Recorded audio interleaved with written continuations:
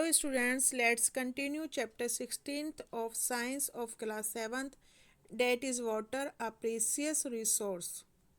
A large number of people draw water from wells, tube-wells or hand pumps. From where do these sources get water? Now we will discuss about groundwater as an important source of water. If we dig a hole in ground near a water body, we may find that the soil is moist. The moisture in the soil indicates the presence of water underground. If we dig deeper and deeper, we would reach a level where all the spaces between particles of soil and gaps between rocks are filled with water. The upper level of this layer is called the water table. The water table varies from place to place and it may even change at a given place. The water table may be at a depth of less than a meter or maybe several meters below the ground. The water found below the water table is called groundwater. What is the source of this groundwater? Rainwater, rivers, and lakes are the sources of groundwater. The rainwater and water from other sources such as rivers and ponds seeps through the soils and fills the empty spaces and cracks deep below the ground. The process of seeping of water into the ground is called infiltration. The groundwater thus gets recharged by the process. At the places the groundwater is stored between layers of hard rock below the water table. This is known as aquifer. Water in the aquifers can be usually pumped out with the help of tube wells or hand pumps. Students, this figure shows the groundwater and the water table. Students, I hope you have understood that what are water table, groundwater, infiltration and aquifer. The upper level where all the pores in the soil and gaps between the rocks are filled with water is called water table. And the water found below the water table is called groundwater. The process of seepage and percolation of surface water into the ground is called infiltration. The percolated water gets collected between the layers of hard rocks below the water table. Such huge reserves of water inside the earth are called aquifer. Now we will study about depletion of water table.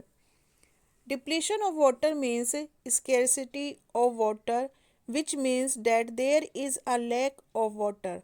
Water scarcity is the lack of sufficient available fresh water resources to meet water demand.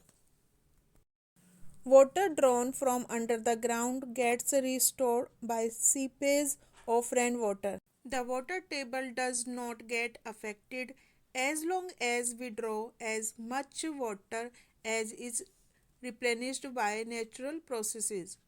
However, water table may go down if the water is not sufficient replenished. This may happen due to many reasons. Increase in population, industrial and agricultural activities are some common factors affected water table. Scanty rainfall is another factor that may deplete the water table. Yet another factor affecting water table could be deforestation and decrease in the effective area for seepage of water. So students, the factors responsible for the depletion of water table are increasing population, increasing industries, agricultural activities, inadequate rainfall and deforestation. Now we will discuss these factors one by one. Increasing population creates demand for construction of houses, shops, offices, roads and pavements. This decreases the open areas like parks and playgrounds. This in turn decreases the seepage of rainwater into the ground. What could be the consequence? Recall that a pakka floor does not allow water to seep in easily, while in a grass lawn water seeps through in no time. Moreover, a huge amount of water is required for construction work. Often, groundwater is used for this purpose. So, on the one hand, we are consuming more groundwater, and on the other, we are allowing lesser water to seep into the ground. This result in depletion of water table. In fact, the water table in some parts of many cities has gone down to alarmingly low levels. Next factor is increasing industries. Water is used by all the industries. Almost everything that we use needs water somewhere in its production process. The number of industries is increasing continuously. Water used by most of the industries is drawn from the ground. Next is agricultural activity. A majority of farmers in India depend upon rains for irrigating their crops. Irrigation systems such as canals are there only in a few places. Even these systems may suffer from lack of water due to erratic rainfall. Therefore, farmers have to use groundwater for irrigation. And population pressure on agricultural forces increasing use of groundwater day by day. This results in depletion of water table. Next, inadequate rainfall. Due to inadequate rainfall, the filtration of water in the ground is also less. The water is not much replenished by natural process compared to water used up. Hence, water table goes to low level. Next, deforestation.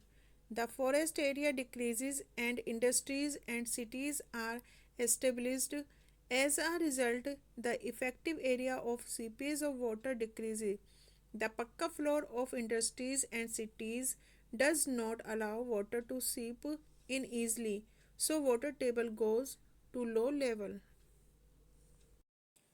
Students, this is the end of today's session. We will continue this chapter in next video. Up till then, thank you.